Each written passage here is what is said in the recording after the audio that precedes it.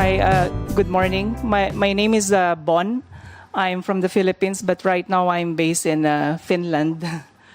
Sorry that I missed the session yesterday. I'm an academic, so someone who works in the university. And I've been requested to make a presentation on the commons perspective on humanity's relationship with nature.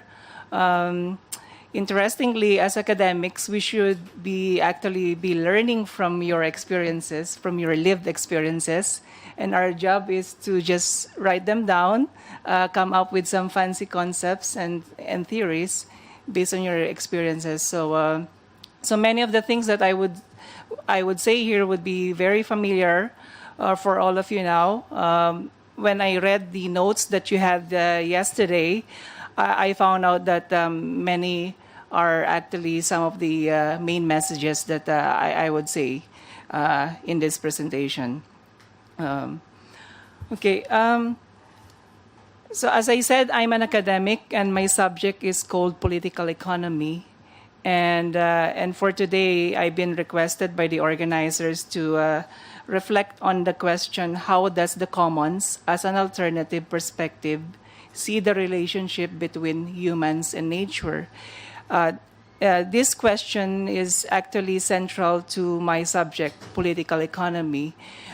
Political economy is basically the study of the struggle for power and resources. So we ask the questions, who gets what power and resources, when, where, how, why, and for whom. Okay. So many of this, as our colleague here said a while ago, we already know the words problems today. Well, we can name it. One, poverty and inequality. Second, resource wars and conflicts. Third, climate change and ecological degradation. Fourth, social injustices and recurrent crisis. But each of the problem, we could actually say that they have this human nature dimension. In particular, they were caused by the conflictual relationship between humanity and nature.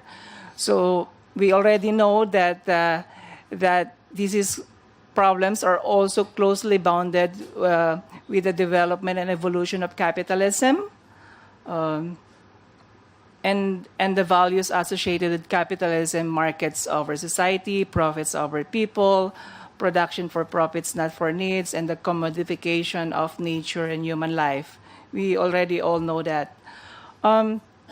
Today, one of the buzzwords among academics and even NGOs and in the policy circle is what they call natural resource governance or natural resource management. But that urges us to ask the question, governance or management for whom? So what we are seeing at the global level is this persistent or enduring patterns of and relationship of colonialism.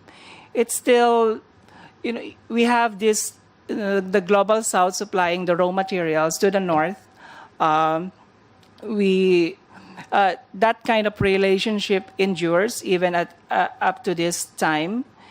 And at the local level, we see the role of the state, and in particular, the existence of political business alliances where governments work with corporations against people's movements and civil society and local communities. So we already know that pattern. So governance for whom, if they mention that, it's still based on unequal relations. Okay.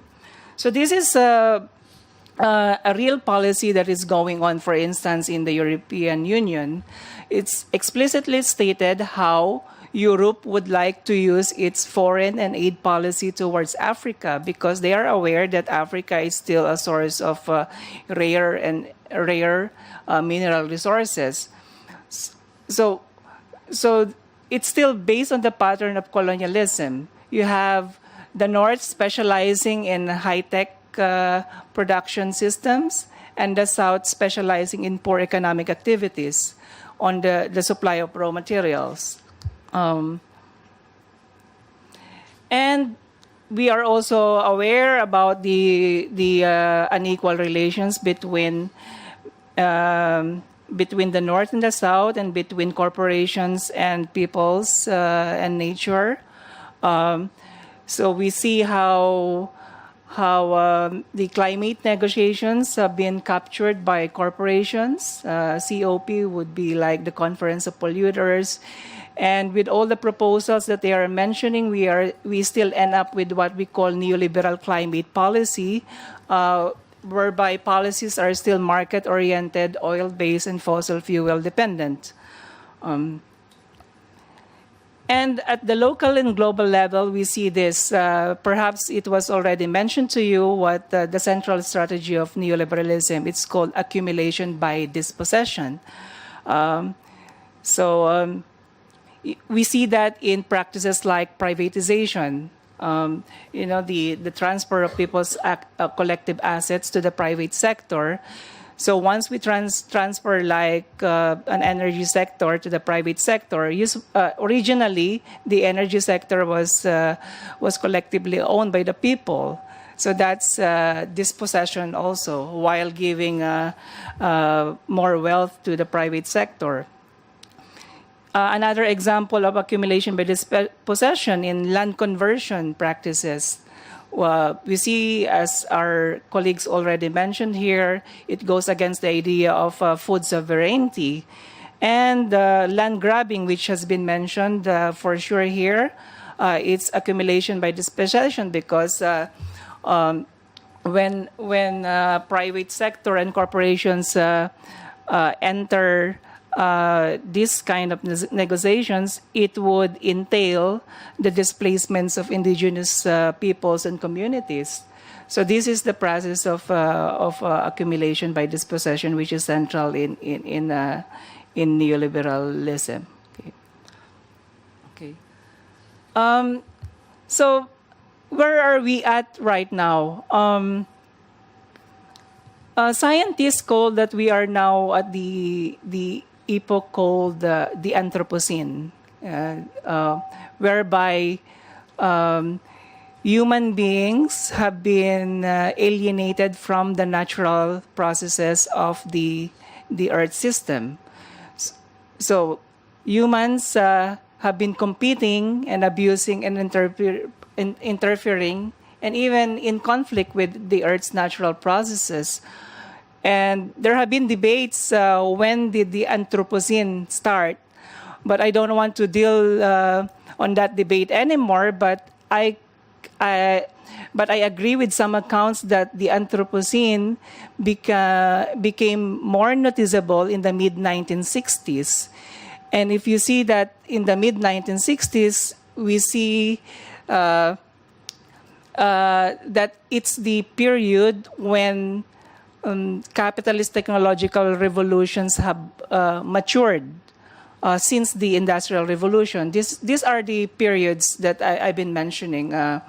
Okay, so they say that capitalist technological revolution started in the 1800s with the Industrial Revolution, and then we came to the so-called age of steam and railways, moving to the age of steel, electricity, and heavy engineering, and then to the age of oil and automobiles, the so-called mass production and mass consumption paradigm. So all these, the first four technological revolutions have already accumulated. And in the 1970s, with the introduction of the Intel microchip, our techno-economic paradigm has now been called the information and communications technology. So we see the combination of this, the accumulation of capitalist technological revolutions with neoliberal policies centered on accumulation by dispossession. So all this context led to the acceleration of the so-called Anthropocene. So that's just the thesis on that. Okay. So now let me move on the more commons perspective.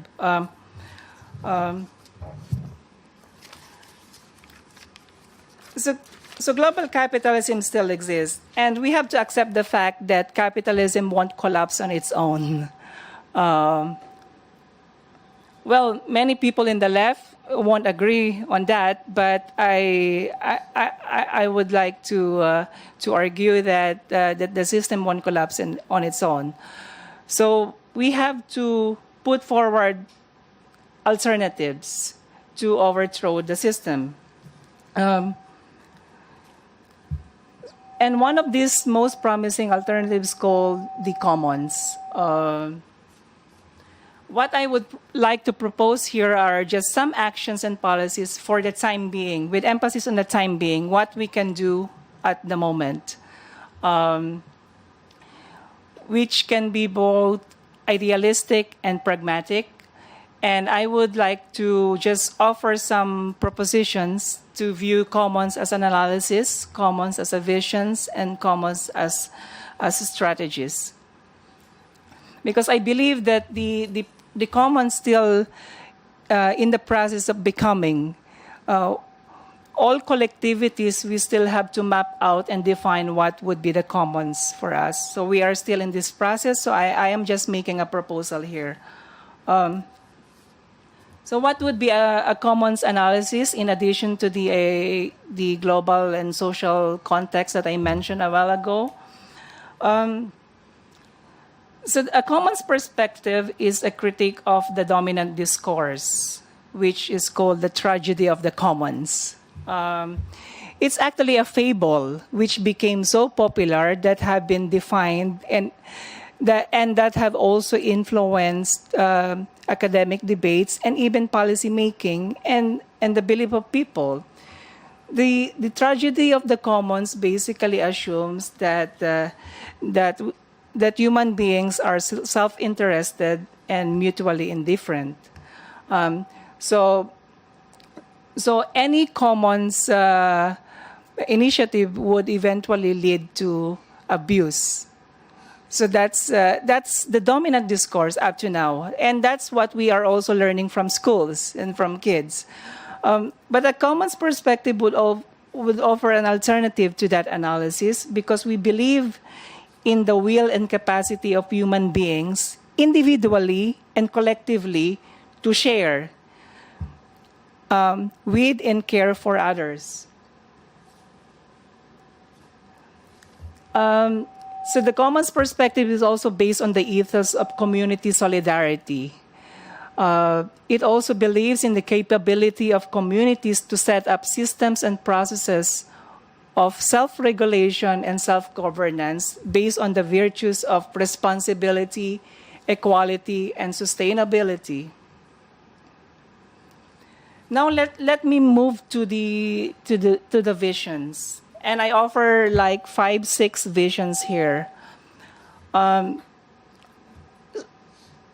So the commons as an alternative vision would also offer an alternative system of production and exchange, an alternative to the dominant capitalist mode of production.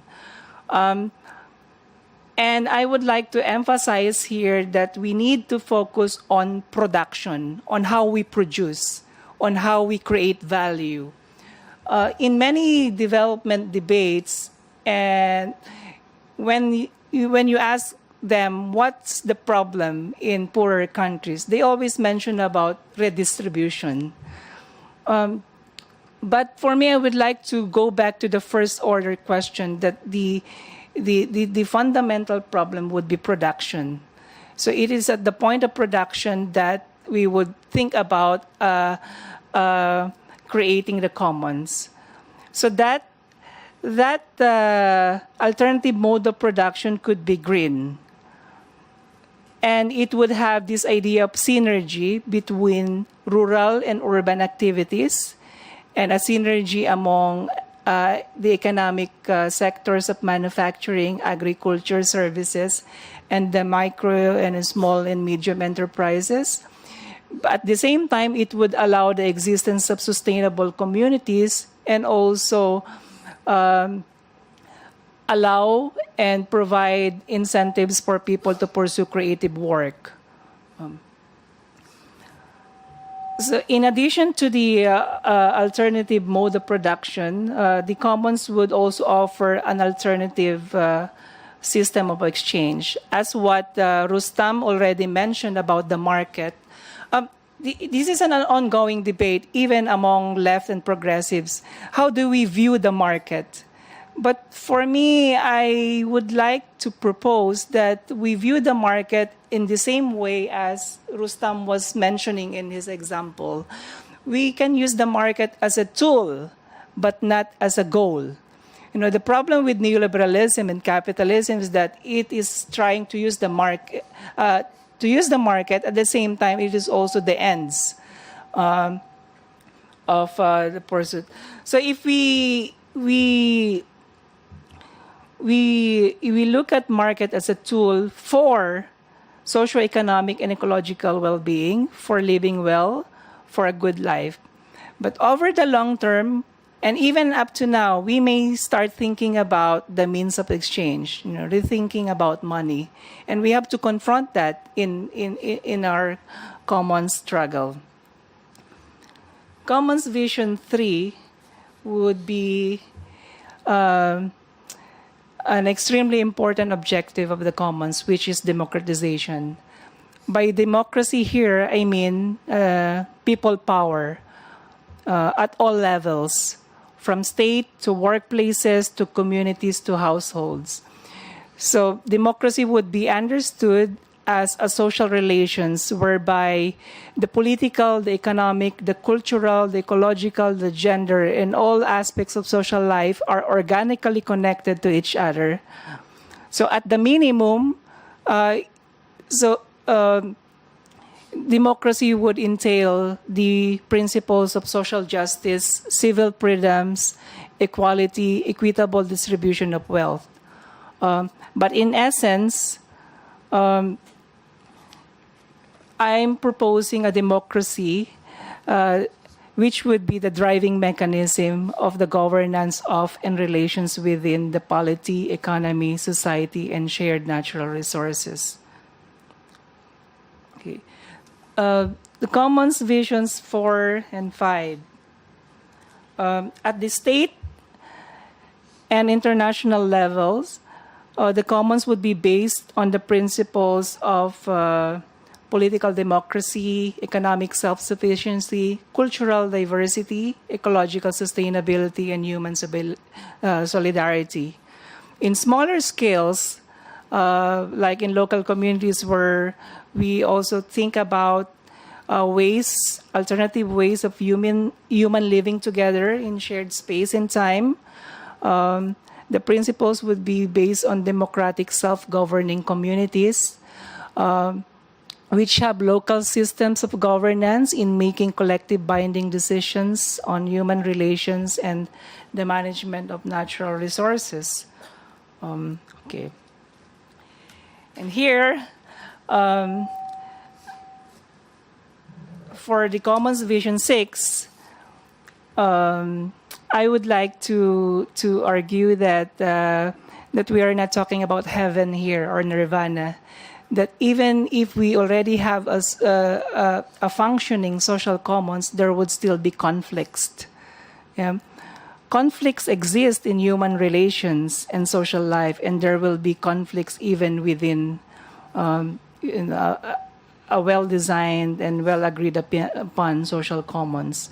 But there must be institutions and mechanisms in place based on collectively agreed upon principles to duly address and resolve conflicts, that whenever there are conflicts, these conflicts will be resolved always in favor of the common good or the well-being of humans and nature. Now, let's move to the strategies that I would like to propose based on the analysis that I just mentioned and also the visions that I enumerated. on how to attain them. I propose some concrete alternatives here that we can do, again, for the time being. The first, we can have like an economic policy shift from growth through investment, through GDP, which was mentioned a while ago, but this is the dominant discourse. We are always being measured by growth rates, to the objectives and goal of what we call full employment and basic income.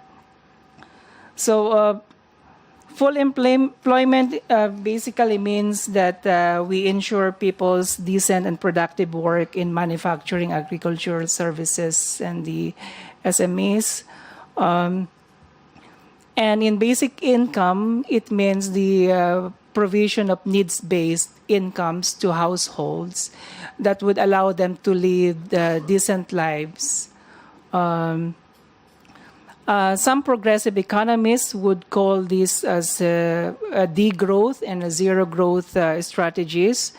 But if we shift economic policy focus from growth to full employment and basic income, that policy could be green. And these policies can also create conditions for ecological production systems and green economic activities. And then a key strategy of the Commons Project is also to reorient, if not to reclaim, the idea of the state. A political philosopher, actually Aristotle, for some reasons anyway, but he said that a state comes into existence for the purpose of ensuring life, and it continues to exist for the purpose of the good life. And I think it's a good proposition on how we would rethink and reorient the state for the good life. But of course, over the long term, we can also negotiate and struggle on what should be the role of the state. I also have reservations on state as a construct. But for the time being, the state exists, and it will exist during our lifetime, including me in my mid-30s. So we have to live with it for the time being. That's why I'm proposing a strategy on that. And the third common strategy would entail changing mentalities through education, which we've been discussing this morning. For me, this education is not really about formal institutions or formal schooling. It's much more on consciousness raising for peoples, for mobilization purposes. And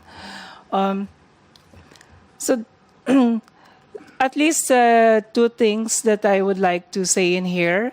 The importance of education is for people to understand the realities of political economy, that there are vested interests in the struggle for power and resources, and that we are all part of this struggle.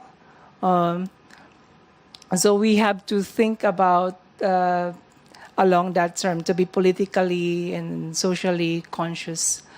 And the second would be, which would be debatable, rediscovering science. This is based on my experience in the Philippines, which have been suffering lots of tragedies and sufferings, that every time we would have disasters, the many religious people would easily say that and argue that these are so-called acts of God, and that these are like signs of God's second coming, or the wrath of God.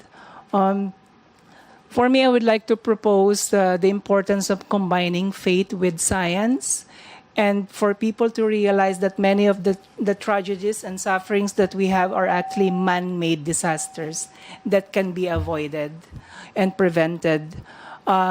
We can go back into that issue later on. And then the point about the link between education and sustainability, which actually I heard it from Sombath himself in one of his interviews recorded over YouTube, the link between education and sustainable development. And And here, which already was mentioned in the morning, the goals of imparting knowledge, but at the same time nurturing wisdom for the future generation. The importance of creating links between the elderly's lived experience and the youthful idealism of the young people. And then another important thing would be the complementarity between science and technology know-how with local cultures, tacit knowledge, and technical innovations. Okay, I think I read that in one of the notes from yesterday also. And then for the fourth strategy, I see the commons also as a project to create a culture, in particular a counterculture. So because I believe that culture can be created. So the commons believe in the cultural capacities of peoples and communities for learning and cognitive development, including the responsible ways of managing natural resources. But the commons also view culture as an arena of struggle and opposing tendencies. So culture is not only something to be respected and observed. There have been cultural practices, belief systems, and traditions that have caused harm and damage to human life, to human relations, and to the natural environment. So those kind of cultural practices should be re-examined, if not stopped. And lastly, all these strategies would require a socio-political movement to make alternatives. So it would be a learning movement, as what was mentioned also by our colleague a while ago. It's important for us to learn from best and good practices elsewhere. It's both idealistic and pragmatic, mindful of specific local contexts, and a movement that can draw lessons from good and best practices elsewhere. The first step would be to create the necessary social conditions where all these alternatives can take root and flourish. But then the most urgent task that we have right now is not to only talk about alternatives, but to make alternatives tangible, visible, really existing in every space possible and imaginable. So, thank you.